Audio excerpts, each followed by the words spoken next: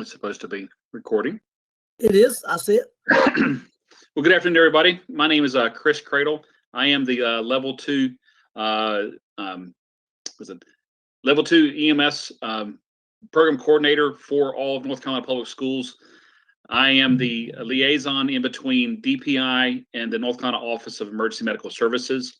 And I'm the one who oversees the program that we have to write and rewrite every 4 years and get approved by OEMS to teach these programs for EMR and EMT, or IP21 and IP22 in the school system. Today we're going to be reviewing over the EMT update, what you need to know as CTE directors, and hopefully some information that we think might be able to help you. If you have questions, please put in the chat, and I'll have one of my regional coordinators, either Melissa or Neil. There are pictures up here so you can see them. We'll look in the chats and give me questions. Before we get started, is there any questions anybody has before I start going into my presentation? Jeff, you got a question, or you just put it up there twice?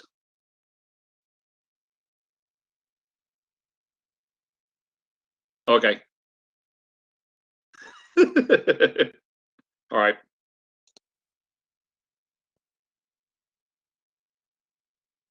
All right, I'm already presenting, so I'm gonna go out and go to this screen. We will send this to anybody who wants this information. Just let us know, and we'll send you this PowerPoint. Excuse me, the PDFs that you guys will have it as your CT directors. All teachers will have this information when we go over the new EMT teachers Edmodo page. So I'm gonna go ahead and go out and start presenting. So you guys are seeing the screen there, as you can see.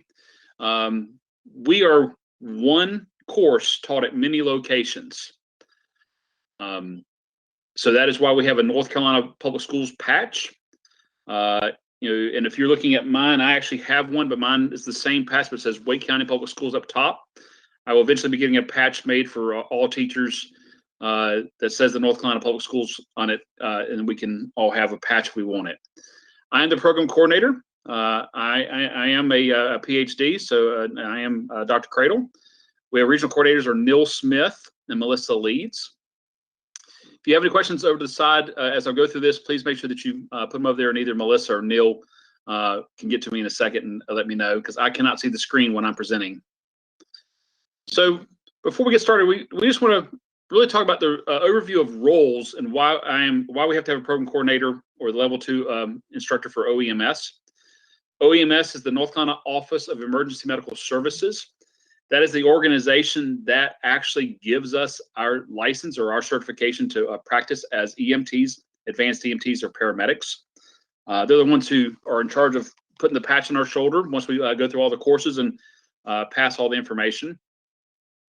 So as the program coordinator, the level 2 program coordinator, or PC, is the liaison between the North Carolina Department of Public Instruction, the North Carolina Office of Emergency Medical Services. This position is medically and legally responsible for all content being taught within the EMR and EMT courses across the entire state within the NC DPI program. So I am legally and medically responsible, and we have a medical director, and his name is Dr. Quigley out of Rex, who is also medically and legally responsible for this information taught at the EMR level and the EMT level across the state. The level 2 program coordinator answers to the North Carolina Office of Emergency Medical Services for the overall DPI educational plan. And to them, this is a written plan and it's law. It's not a suggestion, it's law. And if we deviate from that plan that we wrote and they approved, that's when we can start getting into trouble.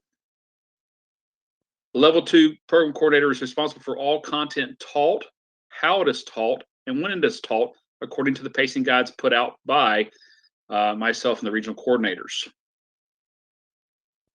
The level 2 program coordinator is also responsible to make sure that all teachers follow the educational plan as it is written, that all required paperwork is done and turned into the regional coordinators in a timely manner. And then the level 2 program coordinator is required to create each individual EMR and EMT course in the North Carolina online way of doing everything is called Continuum. So beginning of the year for each semester, I have to register and I have to put information in for anywhere between 32 and 37 EMR classes and 32 to 37 or more EMT courses into continuum to get them approved by the North Carolina Office of Emergency Medical Services. Melissa, is there any questions before I go into the next one? There are not. Okay. So far, so good. All right. If you would, if you'll, but each time we go through one of the slides, if you just let me know, please. All right. So then what is the job of the regional coordinators? As you'll see in a second, even though I am the program coordinator of the whole program, I'm also a regional coordinator. So having that position keeps it to where it's only 3 of us instead of having to get more and more people involved. But the first point of your regional coordinators are the first point of contact in their region for all teachers teaching IP21, EMT1, which is also now going to be EMR, or IP22, EMT2, or the EMR to EMT bridge course. Regional coordinators are responsible for monitoring classroom instruction, at least 1 visit in the classroom per year, and a skills instruction demonstration, at least 1 visit to the classroom per year. How is this going to be achieved? This can be achieved online, in person, or via a video as agreed to upon the classroom teacher and the regional coordinator.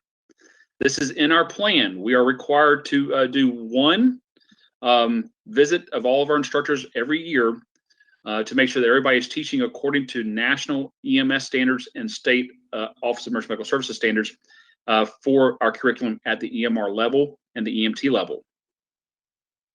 It's the regional coordinators have to report any content skills issues to the level 2. So anything that we're seeing that's not being taught correctly, we have to actually, it has to come to me, and I have to put a plan of action together to help that teacher and also to make sure that this doesn't happen again. This is not associated with your school. This is not associated with your LEA or your county's, what do you call them? Your visits that you do to the classroom for those. This is something we have to do for OEMS and OEMS standards and national standards of EMS. The role of the regional coordinator or program director or coordinator does not have any role as far as the evaluation process by the individual teacher, school, or their district, but does have the oversight as it pertains to the instructional, didactic, and skills contact for OEMS and national standards, as I just said. We still good to go in questions? All right. So overall, teachers should utilize their regional coordinators as a resource based upon their region. You'll see in a picture where are our regions. We have 3 of them. Teachers should not contact North Carolina Office of Emergency Medical Services individually. So if your teachers contact you, especially your newer teachers, and they say, hey, we need to contact them, their teachers should not be contacting the North Carolina Office of Emergency Medical Services individually. If a conflict or issue arises, the teacher should reach out to their regional coordinator or the program coordinator, which is me. So where are these regions? We have a north region, a southern region, and an eastern region. The northern region is going to be in green, and that's Melissa. There's her information there, how to get in touch with her. The blue is Neil. Then the eastern region is myself, and that's in yellow. And even though it looks like different regions might have more counties, it's divided, not really divided amongst about the counties. It's divided to have us, we all have about the same amount of actual courses being taught, not just counties, but courses taught across the state. So one of the things I get asked quite often when I'm talking to either new teachers or some people, your CDCs or even some of your CTE directors is, why is there a need for a program coordinator and regional coordinators? So we thought about putting this in here. When a teacher or a program is not teaching the correct content, the program is not meeting the approved education plan by OEMS in conjunction with DPI. This can result in all the high school programs being shut down. When I took over as the level 2 instructor, I had a meeting with San Juan Timmons, which is our educational specialist for the central region of OEMS, and Todd Messer, which is the director of education for all the state of North Carolina for the North Carolina Office of Emergency Medical Services. They said that they were approving our education plan for another 4 years, but they wanted to see some changes made. changes being made. They wanted us to be one program taught on many locations. They wanted us to be using the same paperwork. They wanted us to be using the same ways of doing all the same skills. And they wanted people to quit calling them individually, and they wanted them to follow and go through the chain of command, because in EMS, we are a chain of command service. So that's why we have this in place. And when people do not follow that approved educational plan, it puts us all in jeopardy of having the classes being shut down. And as people that are working EMS, if you don't think they will, they will. And anytime that somebody does not follow this plan, I have to do what's called an action plan. I had to do 4 action plans this past school year for where teachers were not following our education plan as approved. As the lead instructor, as the program coordinator, I had to come up with action plans to show how we were not going to be deficient in those areas. And if I do not follow them, then OEMS has things to say to me about it. So who can teach these courses? Melissa, is there any questions or anything? So there is a question. Kathy asked, how do you know teachers are not following the plan? So I'm gonna break here so I can see you. So how do we know if teachers are not following the plan? Well, one way is by them having to actually follow the pacing guides that we're putting out. They'll be coming out from the regional coordinators. We'll be giving pacing guides to the students. This is the first year that we've had pacing guides for these 2 courses. They're to follow those pacing guides. And then we give the test out, because we'll be creating the test that we'll be using across the state of North Carolina for all of these classes. These chapter tests have to be given at specific times during the class, or these people will not be able to, the students will not be able to finish the course on time. So if my teachers are not, or our teachers are not giving the test when they're supposed to be giving it, we're going to start asking questions and start meeting with them, saying, hey, what's going on? Why are you behind? And so that's the first way we're going to know.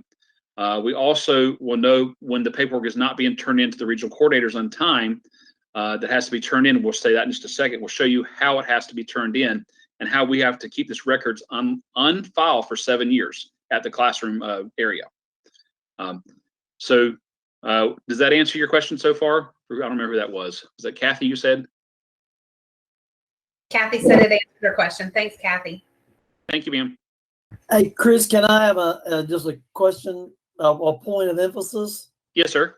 The biggest problem that we seem to be having is not being notified when a teacher leaves. That Correct. seems to be our biggest problem that we have. That's how we know. We don't know until we know. Right. And then sometimes, it's kind of like I have people call me and say, hey, what would you do if this happened? I said, well, I wouldn't do that. Well, what do you do if you've already done it? Well, right. Be nice to know in advance. So please, if your teacher leaves, or your teacher is going to leave, because we have to track the hours. It's not like firefighting where they don't care about the hours. They care about the competencies. It doesn't matter how many hours it takes you to achieve it. So you can actually speed up or slow down or whatever. But for EMT and EMR, there's a minimum number of hours you have to meet. And so if the students aren't there under a qualified instructor, those hours can't be met. And you've got to go back and show how you're going to make them meet those hours. So it's really important for us to help you and help Chris and his team to help you by letting us know if you're not. Now, sometimes, unfortunately, the CTE director doesn't even know that the teacher leaves. Right. Because the principal don't let them know. But if you can, please help us to know if you know that there's a problem. If you've got a teacher that's going to go out for a period of time for a health issue or something like that, we can also try to find ways to work around that. But we just need to know. So my point to you is, please let us know if you're going to have an absent in the classroom of that qualified teacher for a period of time, to give our team an opportunity to come up with a action plan to ensure that the students are certification eligible when the end of the semester comes around. So I just want to throw that out there for you. Thank you, sir, because that actually did happen multiple times last year. And at one time, I was teaching my 2 EMT courses at my school, plus 6 other courses at 2 other schools. 3 courses at one, 3 courses at the other, through Skype or through online, and then having to also have one of my regional coordinators go down and do the actual skills portion for them at the end of the school year and have a boot camp that lasted, I think, for Neil, was it what, 1.5 weeks or 2 weeks? About a week and a half. Okay. All right, I'm gonna go back and thank you guys for the questions. Please keep sending them. So who can teach these courses? The teacher must carry a current, not expired North Carolina Office of Emergency Medical Services credential at the EMT or higher level with the North Carolina Office of Emergency Medical Services. They cannot have national registry. They can have their national registry, but they have to make sure that they are also certified by the state of North Carolina. And they must be at least a level 1 instructor with the North Carolina Office of Emergency Medical Services at the EMT or higher level. If they do not have this, they cannot teach this course. We have had people who were hired who did not have this and could not teach the courses. They could teach public safety, but they could not teach EMR or EMT. So, as said before, OEMS is really pushing us to be one educational entity, DPI, taught at many locations across the state of North Carolina with many sites and campuses. So what's this entitled? What's this going to mean? We'll have the same paperwork across our program. Paperwork will entail EMT students, the protocols that we're going to be using that they need to learn, their skill sheets, their technical scope of practice sheets. When they start doing their ride time, they're required to do 48 hours of ride time, whether it be at a fire department, an EMS department, which is 911, a BLS service, or even a hospital. That paperwork all has to be the same, and that paperwork has to be kept for 7 years. Paperwork that is required to be kept on file for 7 years for each of these courses taught, both for the EMR course and for the EMT course.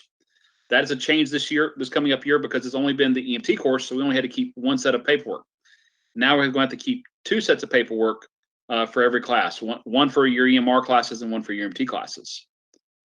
Paperwork will be supplied to the classroom teacher by the level 2 instructor and their regional coordinators. All chapter tests will be supplied by the level 2 instructor. Myself and the regional coordinators will be going through the test questions for the chapters, and we'll be putting together those tests, and we'll make a decision between 50 and 100 questions. These are not your normal questions, and these are not your normal test questions. So a normal 1 hour or 85-minute class, sometimes it's hard for these students to finish. Even at the upper levels, it's hard for them to finish a 100-question test in a 90-minute time frame. Textbooks and online learning platforms are not mandatory at this time, but are highly recommended. The book that's being used for all the test questions to come out of and for our online platform at this time for them to have their lectures is the AAOS 11th edition. But under North Carolina OEMS standards and the national EMS management standards or education standards, we're required to update these books every time there's an update. That's about every 5 years. The 12th edition came out during the summer of this year. So we will start upgrading everything to have the AAOS 12th edition coming online for next school year. Some of the stuff will be done this year, but most of it will end up being the 2022-2023 school year when we update to the 12th edition of that book. We highly recommend some sort of FISDAP or Platinum Planner. We'll talk more about that to their actual teachers as we're seeing more of a national trend going to one of those platforms. So you might ask, what are we requiring our teachers to keep on record for 7 years? This is IP 21, EMT 1, or EMR required documents. This is a planning tool right now for each one of our teachers that we're having it at the beginning of school. So students registered in Continuum, they're required to be registered in Continuum within the first 10 days of a course once OEMS approves the course. If I don't know where all the courses are and I get the information in the first week of school, once I get it entered in, usually it takes me about 10 days to get all the classes registered. I get them registered, and usually the OEMS will get them approved in the next week or so. Then once they're approved, we have 10 days to get our students their P numbers, which should happen the first or second day of school. then they have to be aligned to their course in continuum, and that course number will be listed on this this page here also. Students' date of birth, where it was they had to be, this is new for this year, they had to be age 17 by the end of the school year for EMT 1 and EMT 2. Now that we're teaching IP 21, which is EMT 1 as the EMR course, is a standalone certification course, all students are required to be 17 by the end of the last day of the class for EMT 1. So all students are going to be required to be 17 by the last date of classes taught. If you go out before Christmas for the end of your semester, it means they have to be 17 by the end of that date. Most courses across the state for the traditional calendar are going to be the middle of January when they have to be 17 by. So we ask them to put their date there, and do they meet that requirement? If a student has a 504 plan or an IEP, yes, no, accommodations discussed with the student, and how are we going to accommodate these students? OEMS does not really give that many accommodations on the test. We'll have to discuss if a student has accommodation needs. We'll discuss that with the state. It's up to the state, but they're not required to give accommodations, but they will discuss it with us. Students for IP 21 are required to have completed the 10th grade English level. Yes, no. If they've not completed, they cannot take it as they're taking the course. They've had to complete it prior to taking the course. So that should mean that this person's at least in 11th grade. Sometime during their class, they have to have passed a AHA healthcare provider CPR course. Is it offered? Certified. And I need the student's BLS expiration, if offered, and attach a copy of the card. Students are required to go through some FEMA IS required courses. This is on their own during the class. This is a standard certification and actually not only a standard certification, but it's also a certification that everybody's required to have to work in this field. It's FEMA IS 100, 200, 700, and 800.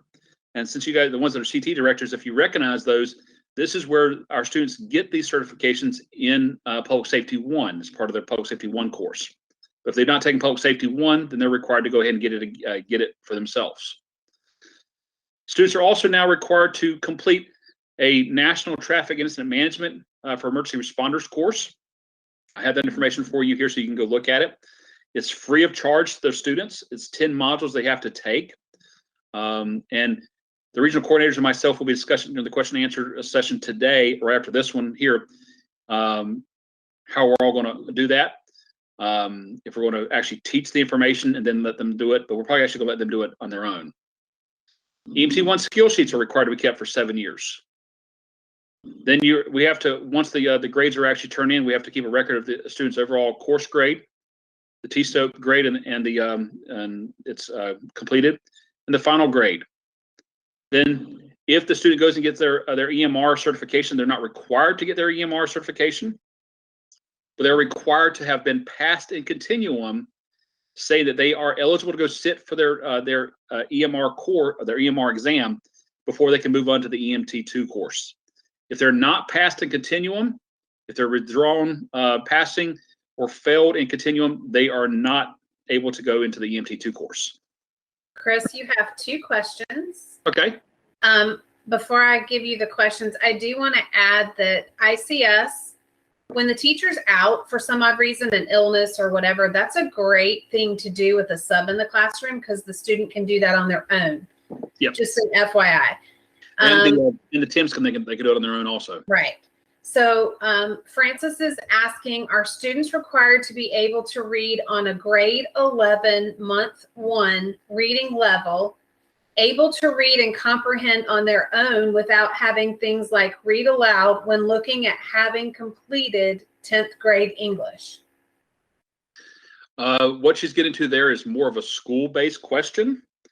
OEMS states and the national standard states for EMR, they have got to have been able to have passed and read at the 10th grade level. That's the reason why the state says they have to have passed the 10th grade English. That's for EMR. Now, to get into EMT 2, they've had to have passed the 11th grade English. So that means they're reading at the 11th grade level. So, Francis, does that answer your question? Yeah, that kind of clears it up. That was my big thing. Is a lot of our kids that have all the accommodations as far as read aloud and that kind of thing, they go through their English classes, but they don't read on that level. So that was my question. Is it right on that reading level? In our classroom, we can accommodate them as much as we can accommodate them, 100%. OEMS is not going to accommodate them to that level. So if you have accommodations, I have worked with many students who have accommodations, and we will contact the state, or I'll contact the state on your behalf. So that if you have a student who has accommodations, and we'll find what all the state will allow them to have when they get to the testing center. Does that make sense to you? Yep. Because the state they do allow for accommodations, excuse me, but they're required to know 30 days out, and they will work with them on the accommodations. Yes. Okay. Thanks. Robert, do you have something? Yeah, I was trying to check on something else at the time, so I make sure I understand that. The OMS has accepted I think you might have said this, won't verify this is what you said, so I may be repeating exactly what you said.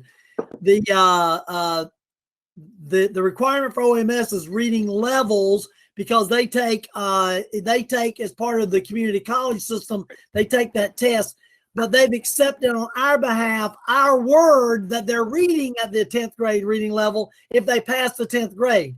We don't have to go out and prove that they're reading there. So they may not actually be reading there, but they're willing to accept that because they can prove that they pass that. So they're going to take the word of DPI or the state that they're reading at that level.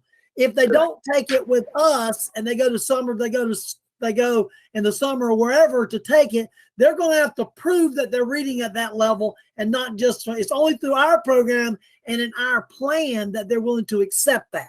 Correct. So that's a advantage that we have over others that they're doing. Okay. I just want to verify that was what was. Okay. 100%. Yep. Thank you, sir. And the way that we are requiring, the way that we know that they are reading at that level is because to take the EMR IP21 course, they have had to have passed that 10th grade English.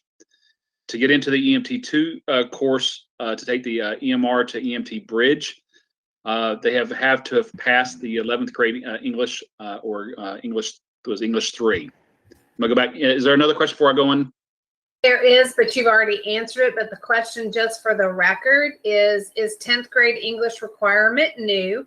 I thought it was 11th grade English, but you explained that 10th grade is for EMT 1, 11th grade is for EMT 2. You've explained that, and Kathy says that she understands. Okay. Yes, that was new this year when we're going to the EMR course. Yes. All right. So the IP22 EMT2 or EMT course information we have to keep. So we've already kept this information here, and it has to be on file for 7 years from the date of the course. With IP22 and EMT2 and EMR to EMT Bridge, we start a whole nother page and file on the student or paperwork, because this will be at the end of the year. All this information will be kept for the student themselves. So here again, they have to be they have their P number. We already know they have the P number because they had it in the first one. Once the course is approved, they have to be put into the course and continue in the first 10 days and the course number. If they've turned 17 by the end of the last class, we don't have to worry about that. We still need to put the information in here though. 504's IEP plans, discuss that information. 11th grade English, if they're in the 12th grade, they have the 11th grade English, so we're good to go there. But I still go back and check, because I've had people who've had to actually still take their 11th grade English as a senior, and then also their 12th grade English. So I go back and check it. Up to this point, they've already finished all their FEMA courses. They've already done everything else. So now they also have to complete a NAEMT EVOS course. This is the driving course that's new this year, came online as of January 1 of this school year. That's where we have a lot of information coming out. We will be discussing street safe, both the classroom portion and the driving portion.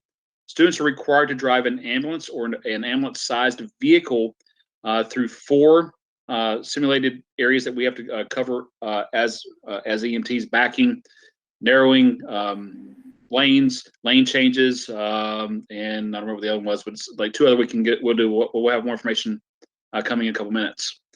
The EMT2 skill sheets. This is the individual skill sheets that we have to keep. So each one of those sheets we have to keep on these students. It's about 10 pages of skills we have to keep on these students now, or maybe more. We have to document that these students have had 10 live patient assessments and contacts. This is done when they're riding on the ambulance or riding in the fire truck or being in the ER. They also have to have completed 48 hours of clinical and or field time. This has to be documented. For some reason, if we're still locked down because of COVID, I believe the state will allow us to have one more year of doing those 10 patient contacts out of simulated learning or scenarios. But their goal is to have everybody open by the end of this school year and allow everybody to go back. By the end of this actual fiscal year, to have them going back to doing clinical and field time. Chris, I just want to reiterate, because a lot of times we put students on an ambulance and they do their 48 hours and they never get 10 patient contacts. So they have to do 48 hours, but they have to have 10 patient contacts. So if they haven't met the 10 patient contacts, they have to do more time. You are correct. They'll have to ride as long as they can to get the 10 calls. Or if they get the 10 calls in 24 hours, they're still required to ride the other 24 hours. I will have copies of MOUs for you guys to look at to be used in the future. Starting this year, we have to have an MOU in place for every place that our students ride, or whatever your county calls that legal document, to have it documented that our students have the rights to ride there, and we have the communicated plan between the school system and the agency they're going to ride with, whether it be your local EMS. A lot of people have already done this. Since you're teaching this course, you should already have an agency that is your agency on record that is helping you out with this course. Most people are already putting that into that MOU with them. But here in Wake County, we have to have multiple places for our students to go ride because of the number of students we have. So I have MOUs with like 3 different county agencies and a couple private agencies for our students to ride at. Here again, to do the overall EMT course grade, EMT2 TSOAPs that were completed, the final exam grade, and then if we had to remediate anybody, we'll have to explain why we had to remediate them. Are they eligible to sit for the state exam? Yes, no. If not, why? And if they get their EMT, we're going to ask you to attach a copy of it. Now, most of us are finishing up the course on purpose about 3 weeks before the end of school. So once we pass their TSOAPs, and they can actually go get registered, because as the CT directors know, your proof of learning is their certification. So that's why we're having you put a copy of their certification here, and we're trying to get it to where they can actually be passed in continuum and get them in there so they can actually get a chance to go get their proof of learning, be able to be turned in before school ends. I had 8 that are eligible to get their proof of learning this year. And so far I have 5 that have tested, and I have 3 that have passed. The other 2 are taking it again this week. So even though so there's no way for them to get proof of learning because it's after they get out of school. We're trying to figure out a way to do that one.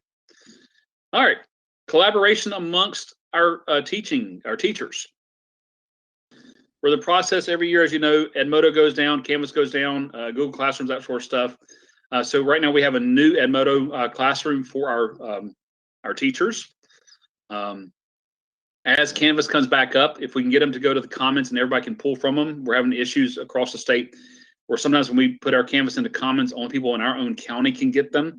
So we're trying to figure out how to get around that. So our teachers will have Edmodo classes, Google Classrooms, and also your Canvas classrooms to have all the information in there so they can pull from it and not have to recreate everything all the time. So why do we have this new Edmodo classroom? Share information, including required paperwork, share projects, share ideas. Also gives new teachers, or even teachers who've been doing it for a time, a platform for asking questions and collaboration. I am not about reinventing the wheel. If I have information or I know of information, I will gladly share it with anybody and everybody. I just make sure I give credit where credit is due to the people who came up with that project in the first place. So it's there for that and for these people to use. We don't want our teachers to have to sit there and have to come up with their information all the time on their own. That's really hard to do, especially at the EMT level. And so we try to make it easier for them. So how to access the Edmodo classroom for the EMT high school teachers and CTE administrators. You'll have this information if you want it. We'll get it to you. Click on the Edmodo piece there, and your class code is the R53MUV. It's already up. Right now, the two people that are in are Melissa and I, and Neil will be in it this afternoon sometime, if he's not already in there. And we'll have information there where our teachers can pull from. They can pull up all the didactic information. All of our lectures for the courses are on Edpuzzle. Our teachers should not be lecturing anymore, except maybe for about 5 days across the whole school year for EMR and the EMT course, because all of our lectures are on Edpuzzle. We want our teachers to use Edpuzzle as their lectures. And then in the classroom, we want them doing scenarios. We want them doing problem-based learning. And then we want them doing, their skills with these students, answering questions. We want this to be a live action classroom, a flipped classroom, however you want to call it, not just sitting there and lecturing. The days of lecturing kids to do this line of work is over. Let them do the Edpuzzles at home on their own time. And so they get their lecture. But then we need to come back in, answer their questions, and give them a scenario or give them a problem-based learning situation, so that we can make sure that they're knowing their information. Not only are we getting that book work from their brain to their hands to do the actual work. So they have that. Any questions yet? You do not have any questions, but if we have the CTE directors, I encourage you can join as well. Yes, please do. Edmodo Classroom. And then you can see the work that we do for the teachers. Why did we create a new classroom really quickly? We did it so that we could streamline all of the information. So it will only have EMT information in there, nothing else. We're going to share projects. We're going to share data. We're going to share information. I am the Edmodo platform holder. Chris is a co-teacher. Neil's a co-teacher. But if you have a really cool anything project that you did, your kids loved, you ran a scenario your kids loved, please share it, and I will actually post it into the Edmodo classroom. All right. I was looking to see if Kim is here. So I'm going to answer Kathy's question. Kathy, it does, it's an addition to the Moodle. So the Moodle gives us information, but it doesn't give us, so to be really honest with you, we get questions through the Moodle. We're all busy. Dr. Barber, I'm so sorry. But this gives us a really good platform and a classroom for just us, the teachers. So it's in addition to. And anybody and everybody is able to join it that are either CT directors, anybody from the LEA, or your teachers. We don't mind anybody joining. We just want to have a platform that they can actually go to and ask questions, where that's monitored by us all the time. All right. So this is the one what we should do, Chris, though, is put some information about that on the Moodle to ensure people know how to get to there. Now that's where, because the Moodle, everything's supposed to be going through the Moodle so they know. It doesn't have to have all the information on there, but we can have a link to your Edmodo, whatever. Sorry, I'm actually eating a snow cone thing and my tongue is gone now.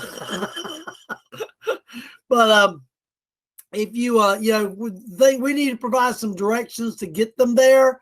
And then that's good enough. We do need to have the Moodle show them to get there, because everything should leave from the Moodle to there. And then from there, it doesn't have to stay on there, but they should be able to access it via the Moodle, right? You see what I mean? Yeah, that sounds good. We can do that. So we just need to do that. I'll get Melissa to send you all the information that you need for that one. All righty. This is probably the one we're going to get the most different questions from. Last year, we had to become a National Association of EMTs actual training center. So the North Carolina Department of Public Instruction is a NAEMT education center. both for the emergency vehicle operator safety course and for EMS safety course. So the new standard for EMR, they have to take the TIMS class, which is those 10 online lectures they have to go through and answer questions for to get the TIMS. And then the next thing to do for the EMT, we added, no, we didn't add, the state added, where they have to go through a emergency vehicle operator driving course, both the actual the hands-on skills portion and the actual butt-in seat class. And so thinking about this, we have a lot of students who don't even have their EMT, they don't even have their driver's license right now in high school. So we try to figure out how we can get around this to where how we can have students legally drive, even if they don't have their driver's license, to make sure that we meet this standard or this requirement, this law for North Carolina Office of Emergency Medical Services. I was teaching one day down at Johnston Community College, and I passed by the street safe people out there teaching a course. I wish that Kim Miller was here. She could give you a little bit more information about it. She is a high school teacher at Garner, but she is also she teaches EMT at Garner, but she's also is the state street safe person for all of street safe for the EVOS courses. So this course and the NAEMT is the only course that's out there that can legally be taught to people who do not have their driver's license. As long as we are teaching them and driving with them on school property, then there's no reason for them to have a driver's license yet. So how are we going to do this?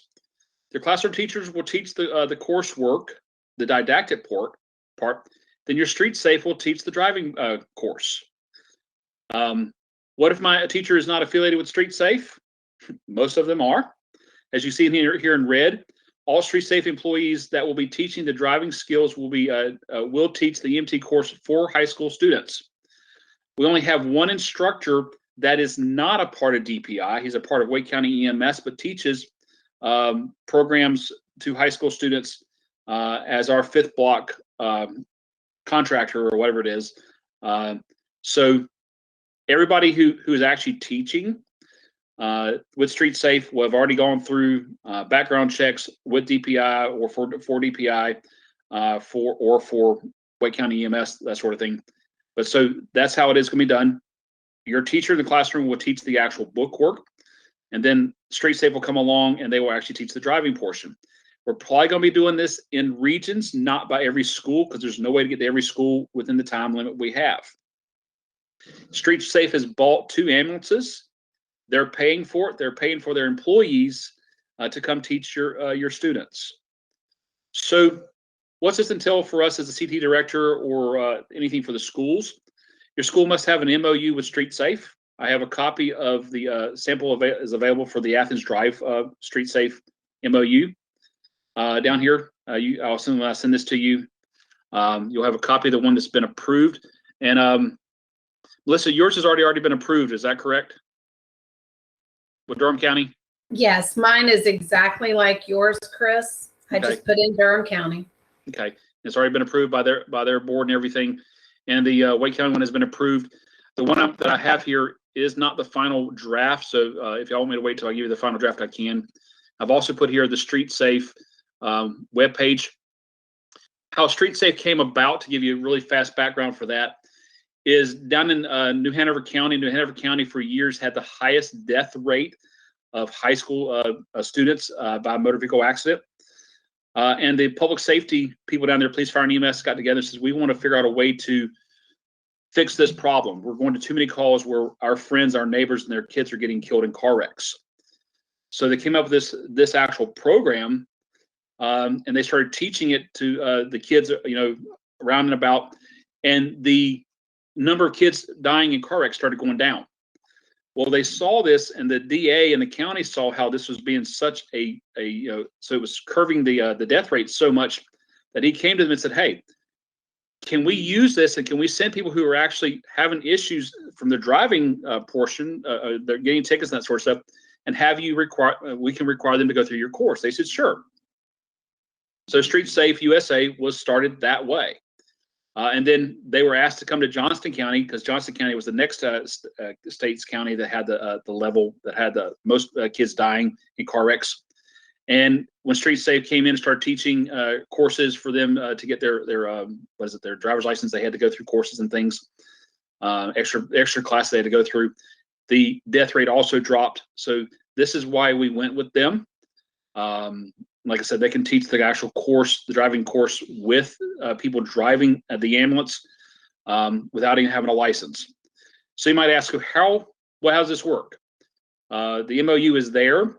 All that Street Safe is asking is that if they need to come back or been requested to come back to your school, is that the school allow them to come in and give them access to the school grounds for a future class. They actually teach for Street Safe, either free or reduced amount for renting the space. But like I said, Melissa, is it 10 of us that are teachers for the Street Safe? It is 10 of us. And Chris, you do have a question. Francis is asking if the EM teacher is teaching the driving portion themselves. So Francis, they're teaching the book work.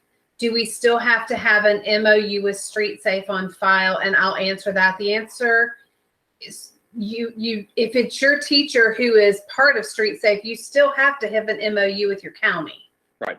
But we have some counties that are their actual county is going to allow them to teach the actual driving portion just as a NAEMT instructor.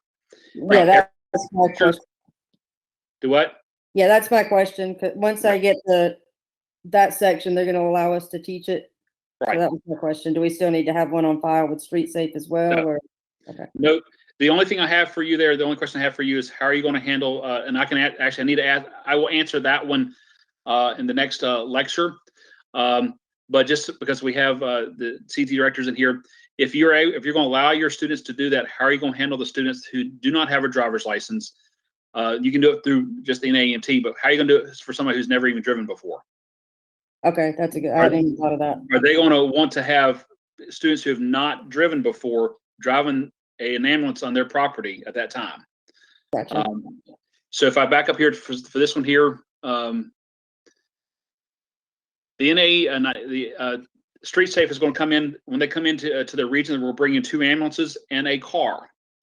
If we have a student who does not have any driving experience and who's not have a driver's license or anything, we're going to work with them at first on a car and get them to where they feel good about the car, and then we will have them drive the ambulance just to be able to say they actually did the course.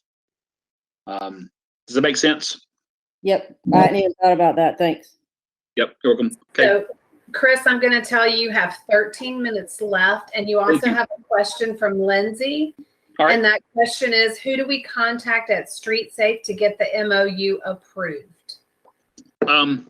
I will have all that information for them when they actually go through the MOU. It has all the information there. So they'll have all the contact information they need to actually be able to pull that information off of the MOU. Does that make sense, what I'm saying? She said, thank you. Okay. So for clinical and ride time, they're 48 hours. They have to do either ride time or actual clinical experience. Schools also have to have an MOU with each entity. If you have your EMS agency and that was already put in there for them when you did your MOU, when this course was started, you're fine there. But like I said, here in Wake County, I have so many students that we have to actually have multiple MOUs. Any EMS agency that we're going to have students riding, we have to have it. So I have to have one with Wake County, one with Johnston County, and then one with Franklin County if we're going to use Franklin County. Any private entity, you have to have one fire department, so we can have them with them. And any clinic or hospital, we can have MOUs with that. If you have an MOU with a clinic or hospital, and you're already doing HOSA events out of or health occupations, just see if you can add it to that MOU there, and we're good to go as long as we have a copy of the MOU on file, or the local LEA has that on file somewhere. This is not the clinical hours and ride time are not an option. It's a requirement. It's law, and you can actually go and see that information there. Does somebody have a question? You're good. Okay. Hey, Chris, I'm going to step over to the other session, and I'll start it to sit there so in case somebody starts coming in. Okay. And if you might have any questions for me, they can go back. They go to the other session, and I'll be in there with you on that one too. So if there's any questions we left over, I'm gonna go ahead over there. So I'll start it so in case when it's ready. Okay. All right. Thank you, sir. All right. All right. So North Carolina Office of Emergency Medical Services requirements for EMT 1 or EMR. They have to have completed your CPR and have a certification with the BLS AHA, not American Heart Association, not has to be AHA, cannot be American Red Cross or the other EMS national safety, cannot be. It has to be AHA. They have to have completed the National TIMS training certificate, and that's also a link that you'll be able to go to and have it.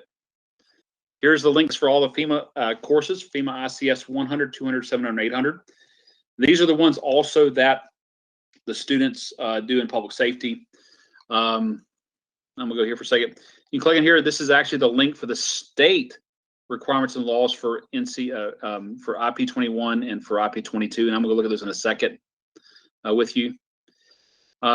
Here's the same thing, requirements for EMT2. Here's the link where it says that. The only added thing here compared to this is the NA EMT EVOS course. So but you have the actual link to where you can go see that. And I'm going to go show you one in a second. Next, you have a link to the education plan.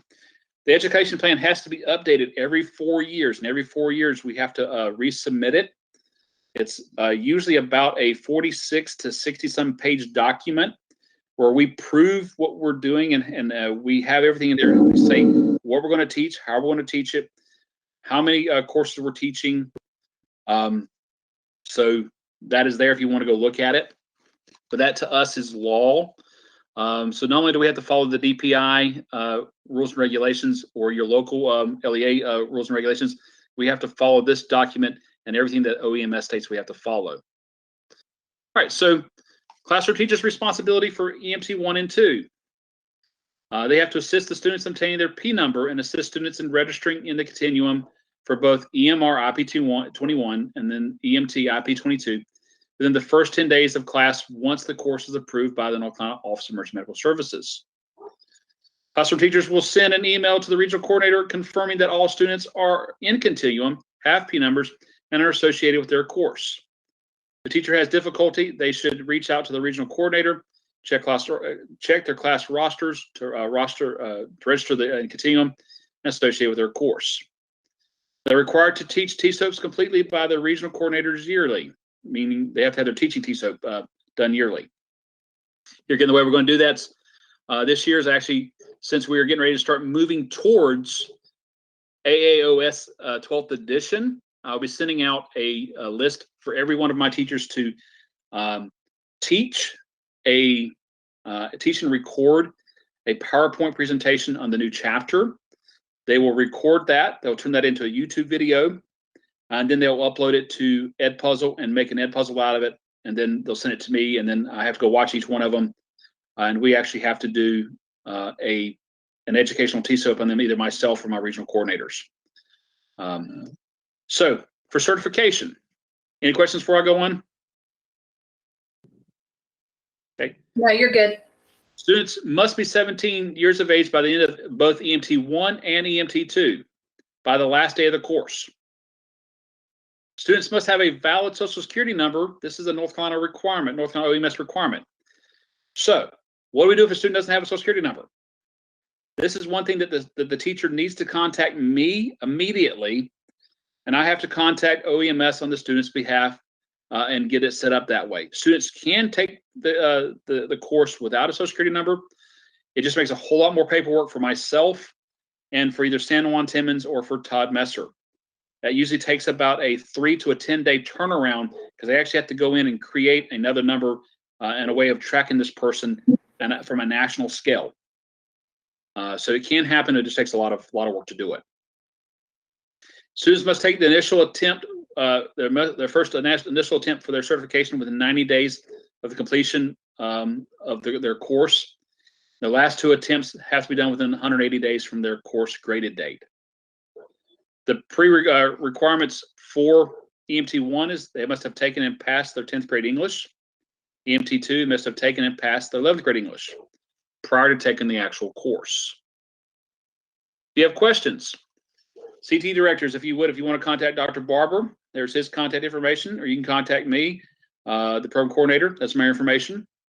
For classroom teachers by region, please contact your regional coordinator. If you're in the Eastern region, contact me, Northern Melissa, or Southern Neil. And that is done for there. Any other questions or anything? Whoop. So far, there's no questions. Cool. So for the CTE directors, did that help you all?